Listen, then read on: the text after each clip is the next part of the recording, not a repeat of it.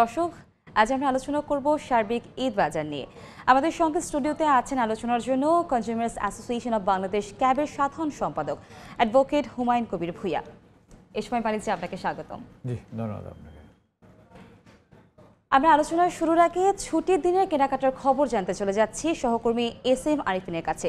তিনি আছেন Bashundhara city shopping মলে। আরিফিন, ঈদ কেনাকাটার অবস্থা কেমন দেখছেন? সাপ্তাহিক ছুটির দিন শুক্রবার, এমনিতেই রাজধানীর শপিং মলগুলোতে ভিড় জমে থাকে, কিন্তু রমজান শেষের দিকে প্রায় এবং ঈদ বলাই যায় যে মোটামুটি 10 দিনের মতো বাকি আছে। এ কারণে কিন্তু অলরেডি বিপণী বিতানগুলোতে ভিড় বাড়তে শুরু করেছে। আমরা সকাল থেকে যেটা দেখেছি যে রাজধানীর বসুন্ধরা শপিং সেন্টারের সামনে প্রায় 10:30 থেকেই প্রচুর মানুষজন অপেক্ষা করছেন, কিন্তু বারবারই মাইকে বলা হচ্ছিল যে 11টার আগে আসলে গেট খুলে দেওয়া হবে না। ইতিমধ্যে 11টা বেজেই গেছে এবং অলরেডি মানুষজন ঢুকতে শুরু করেছে। আমরা দেখেছি প্রচুর মানুষের চাপ কিন্তু সামলাতে হচ্ছিল এই শপিং মলের কর্তৃপক্ষকে, এবং তারা যেটি বলছিলেন যে বারবার মাইকে অ্যানাউন্স করে বলছিলেন যে কোনোভাবেই যেন কেউ ঝামেলা না করেন এবং সুস্থভাবেই যেন শপিং মলে প্রবেশ করেন। আমরা যেটি জানতে চাই যে ইতিমধ্যেই রমজান প্রায় শেষের দিকে মানুষজন কেনাকাটা ইতিমধ্যে করে ফেলেছেন অনেকটাই। শপিং মলগুলোতে ভিড় এখন শেষের দিকে এসে অনেকটাই বাড়ছে, যদিও আমরা দুই একটা শপিং মলের লোকজনদের সঙ্গে কথা বলেছি এবং আমাদেরকে বিক্রেতারা যেটি বলেছেন যে অনেকাংশেই পণ্য কিন্তু তারা বিক্রি করে ফেলেছেন ইতিমধ্যে, এবং তারা বলছেন যে তাদের এখন যে কালেকশন, ঈদের যে কালেকশন, সেই কালেকশনের কিন্তু প্রায় 50% পণ্য তারা বিক্রি করেছেন, এবং এখন যেটি পাওয়া যাচ্ছে সেটি সাইজ কিংবা কালার কিন্তু তারা পছন্দ মতো দিতে পারছেন না তাদের ক্রেতাদের জন্য।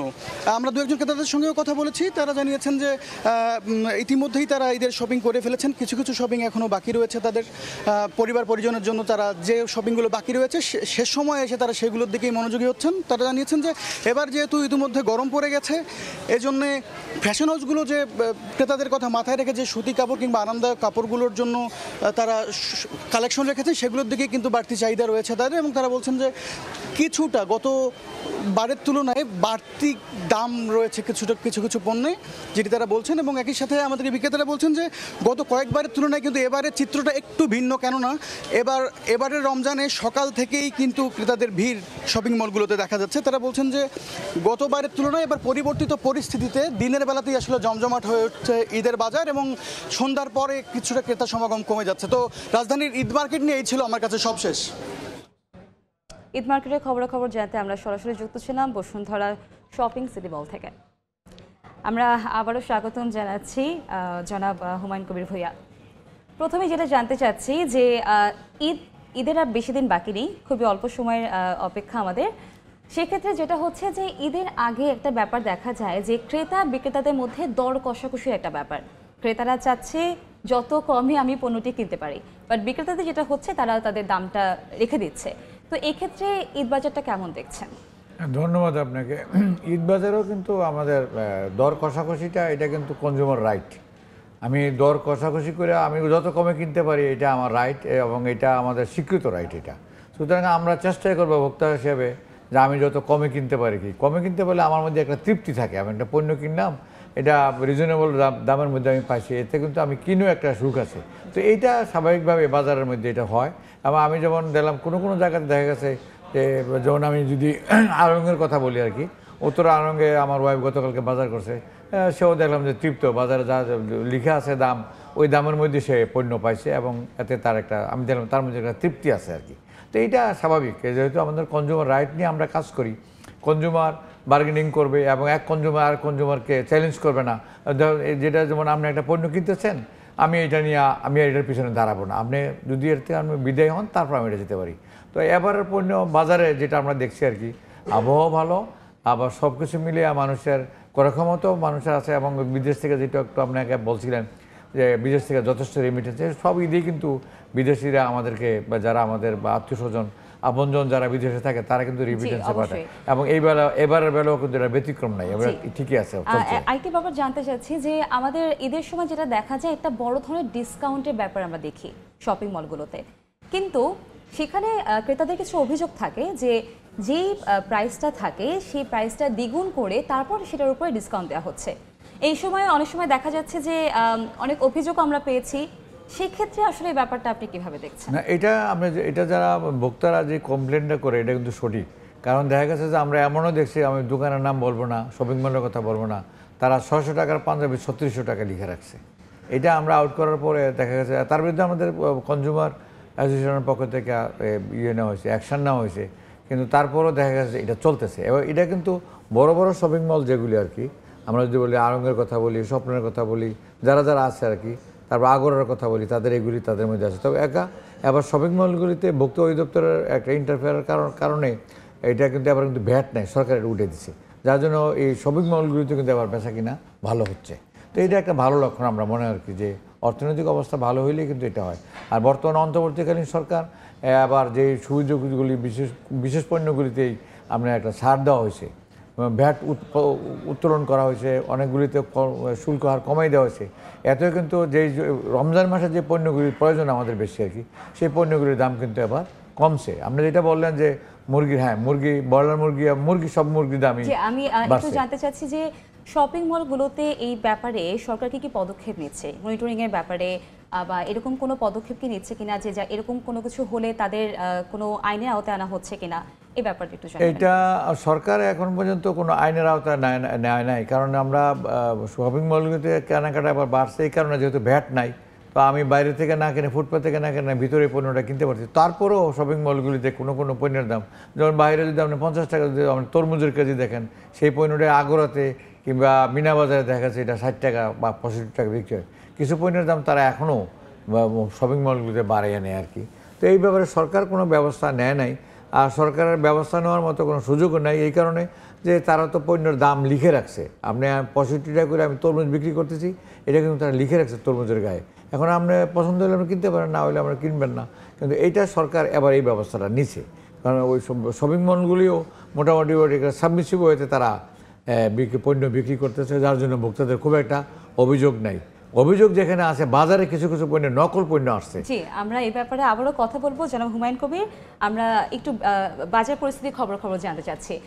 কারণ বাজারে আছেন আমাদের রিপোর্টার অন্তরা সেন, আমরা সরাসরি যাচ্ছি সেখানে। অন্তরা,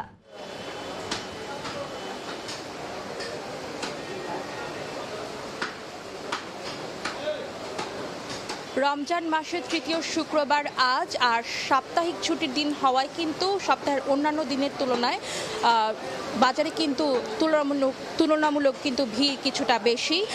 আমি এখন আছি রাজধানীর কারওয়ান বাজারে। সকাল থেকে বাজার ঘুরে আমরা দেখেছি যে বাজারে কিন্তু চালের দাম বেড়েছে, কেজিতে 2 থেকে 5 টাকা বেশি দামে কিন্তু বিক্রি হচ্ছে চাল। মিনিকেট যেখানে গেল সপ্তাহে বিক্রি হয়েছে 80 টাকা কেজিতে, সেই মিনিকেট কিন্তু বর্তমানে 5 টাকা বেশিতে বিক্রি হচ্ছে 85 টাকায়। আটাশ চাল বিক্রি হচ্ছে 60 টাকা কেজিতে, যেটা গেল সপ্তাহে কিন্তু বিক্রি হয়েছে 58 টাকা কেজিতে। এছাড়া কিন্তু ব্রয়লার মুরগির বাজারেও কিন্তু বেশ বাড়তি দাম চোখে পড়েছে। ব্রয়লার মুরগির দাম গেল সপ্তাহে ছিল 190 টাকা, বর্তমানে সেই ব্রয়লার মুরগি বিক্রি হচ্ছে 210 টাকা কেজিতে। পাকিস্তানি ছিল 280 টাকা কেজি, সেই পাকিস্তানি মুরগি এখন বিক্রি হচ্ছে 310 টাকা কেজিতে। দেখা যাচ্ছে যে মুরগির মাংস কিন্তু কেজিতে 10 থেকে 20 টাকা কিন্তু বেশি দামে বিক্রি হচ্ছে। খাসির আর গরুর মাংসের দাম কিন্তু সেই তুলনায় বাড়েনি, একই রয়েছে। খাসির মাংসের দাম 1250 টাকা এবং গরুর মাংসের দাম 780 টাকা কেজি। কিন্তু মশলার বাজারের কথা যদি বলি, মশলার বাজার কিন্তু গেল সপ্তাহের তুলনায় দাম না বাড়লেও কিন্তু মশলার বাজারে কিন্তু বেশ অস্থিরতা চোখে পড়া গেছে। এলাচ কিন্তু কেজিতে বিক্রি হচ্ছে 5200 থেকে 6000 টাকা কেজিতে কিন্তু এলাচ বিক্রি হচ্ছে। জিরা বিক্রি হচ্ছে 600 টাকা কেজিতে। এই ছিল কারওয়ান বাজার থেকে বাজার পরিস্থিতির সর্বশেষ খবর আমার কাছে। আমরা সরাসরি যুক্ত ছিলাম কারওয়ান বাজার থেকে। আমরা আবারও আলোচনায় ফিরছি।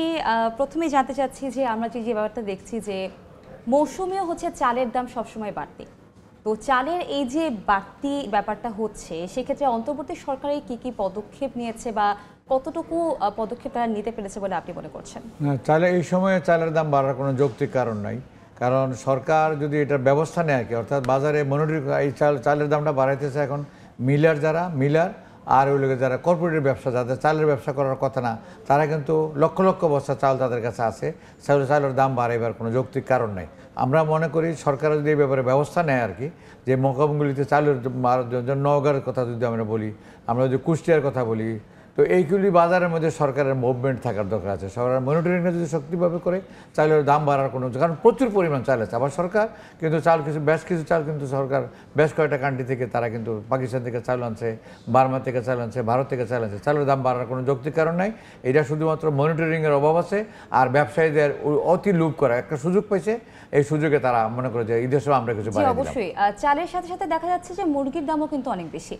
তো সংকটটা আসলে কোথায়? না, সংকটটা হলো যে এই ব্যবসায়ীদের এটা নৈতিকতার সংকট, আমরা যেটা বলবো আর কি, যে তাদের মধ্যে কোনো নৈতিকতা, অর্থাৎ এই রমজান মাসটার মধ্যে যথেষ্ট রিকোয়েস্ট করার পরও আমাদের যে বাণিজ্য উপদেষ্টা যিনি আছেন, উনি একটা বাণিজ্য গ্রুপ থেকে আসছেন, ওনার কারণে কিন্তু আমরা এবার পণ্য, উনি যেভাবে কথা বলছেন সেভাবে কিন্তু আমরা বাজারে এবার পণ্য পাই। উনি বলছিলেন যে রমজান মাসে পণ্যের দাম বাড়বে না, তৈল নিয়ে একটু কারসাজি হয়েছে, তারপরে কিন্তু পণ্য আমরা অ্যাভেলেবল পাওয়া গেছে এবং আমরা সঠিক মূল্যে এবং আমরা এই পণ্যটা পাইছি। এই জন্য আমরা বাণিজ্য উপদেষ্টাকে ধন্যবাদ জানাবো। এবং উনি আরেকটা কাজ করছেন, যেটা ওনার একটা পণ্য আর কি, সেটা হলো যেটা পানির কথা বলি, বোতলজাত পানি। এটা একটা রিক্সাওয়ালা, একটা ভ্যান গাড়িওয়ালাও কিন্তু পানিটা খায়। এই পানিটা কিছু ব্যবসায়ী কারসাজি করে এটা 20 টাকা করে দেওয়া হয়েছিল এবং ওনার একটা পানি আছে, ওনাদেরও একটা পানি আছে, সেই পানিটার দাম 20 টাকা হয়েছে, কিন্তু উনি উপদেষ্টা হওয়ার পরে এটা উনি 15 টাকা করছে, এটা 5 টাকা উনি রেহাই দিচ্ছে। এটা আমরা উপকৃত যে হয়েছি। আমার শেষ প্রশ্ন, আমাদের হাতে সময় খুবই কম। আমরা একটু আগে কথা বলছিলাম যে যখনই হচ্ছে গিয়ে ঈদের বাজার শুরু হয়ে যায়, কেনাকাটা শুরু হয়ে যায়, তখনই দেখা যায় যে ভেজাল পণ্যের একটা ব্যাপার থাকে, ভেজাল সিমাই, ভেজাল খাবার। তো সেক্ষেত্রে সরকারের পদক্ষেপ কতটুকু রয়েছে? সরকার এই ব্যাপারে যে বসে আছে তা না, সরকার পদক্ষেপ নিচ্ছে। যেমন আচারের কথা যদি বলি বা আমরা স্যামের কথা বলি, আমরা চিনি, সাদা চিনি রং দিয়ে এটাকে লাল চিনি করেছে, আমরা উদ্ধার করছি সেটা ভোক্তা অধিদপ্তরের সহায়তায় আমরা উত্তরাতে এটা অভিযান করে এটা উদ্ধার করছি। স্যামাইও যেমন কুলসুন স্যামাই, এটা মেড এস পাকিস্তান লেখে একটা ঠিকানা দিচ্ছে গিয়ে নারায়ণগঞ্জ, আর একই স্যামাই আবার একটা দিচ্ছে গাজীপুর। এটি হলো নকল। এই নকলের ব্যাপারে শুধু ভোক্তা অধিদপ্তর অভিযান করলে হবে না, নিরাপদ খাদ্য কর্তৃপক্ষ আছে, বিএসটি আছে, তাদেরকেও বাজারে মনিটরিং করার দরকার আছে। আমরা মনে করি ভোক্তারা উপকৃত হবে। আমাদের স্টুডিওতে আজকে আসার জন্য জি, ধন্যবাদ আপনাকে।